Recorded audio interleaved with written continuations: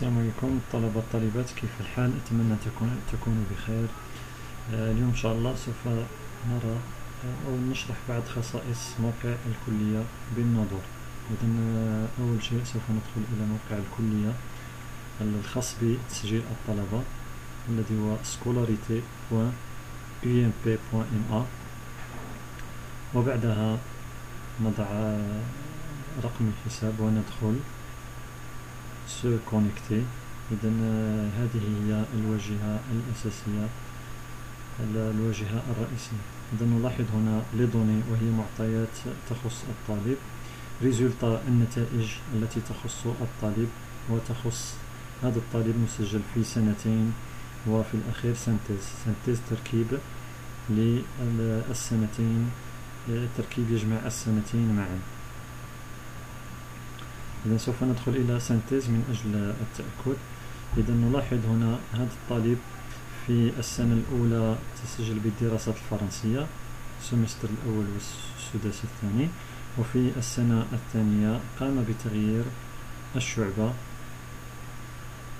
إذا السداسي الأول والسداسي الثاني، إذا الأولى دراسات فرنسية والثاني دراسات إنجليزية. إذا نلاحظ بأن هذا الطالب أدخل مجزوءة واحدة فقط بعد في الدورة الاستدراكية.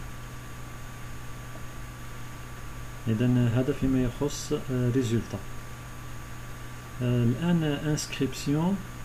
إذا الطالب مسجل في موسمين دراسيين، إذا 2017-2018 و 2018-2019، إذا في الدراسات الإنجليزية والدراسات الفرنسية.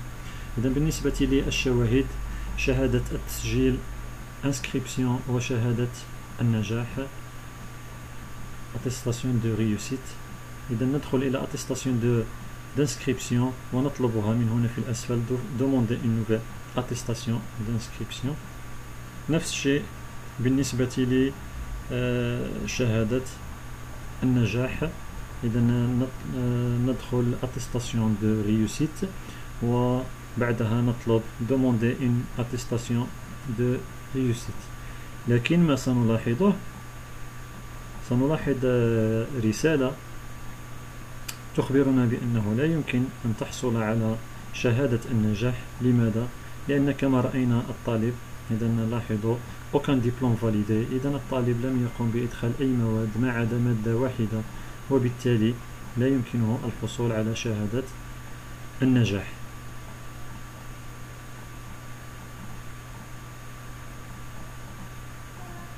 ثم لدينا هنا consulter inscription، relevé de note بقي الأخير. إذا كيف نطلب كشف النقط؟ إذا هنا في السنة الأولى كان الطالب مسجل في الدراسات الفرنسية، إذا يمكن أن يطلب كشف النقط من هنا.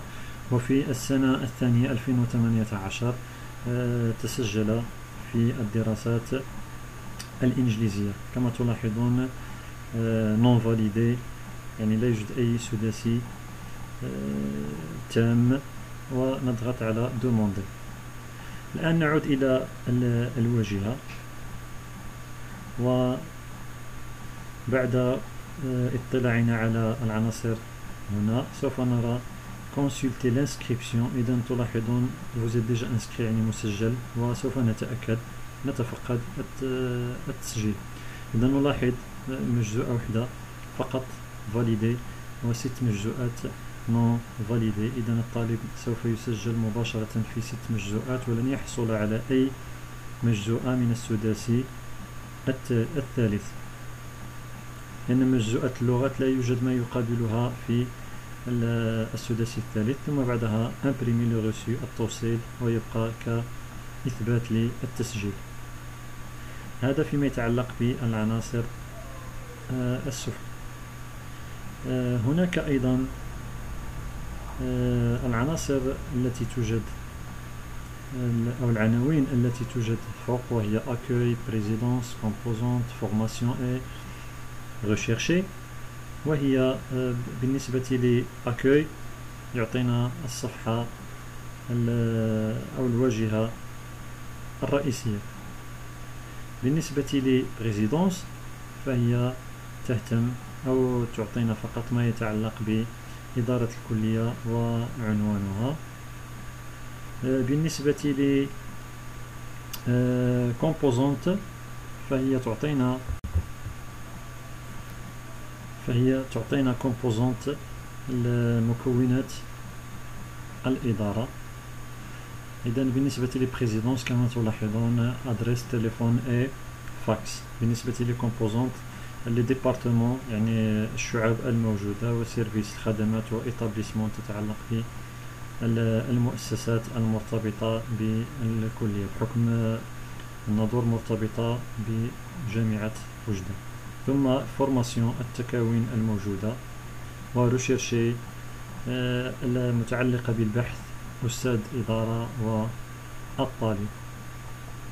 إذن هذه هي العناصر أو هذه هي الواجهات الرئيسية في موقع كلية سلوان أو باختصار بشكل عام موقع جامعة محمد الأول بوجدة كلية الناظور. إذا نتمنى أن يكون الشرح واضحا وتقبلوا تحياتي.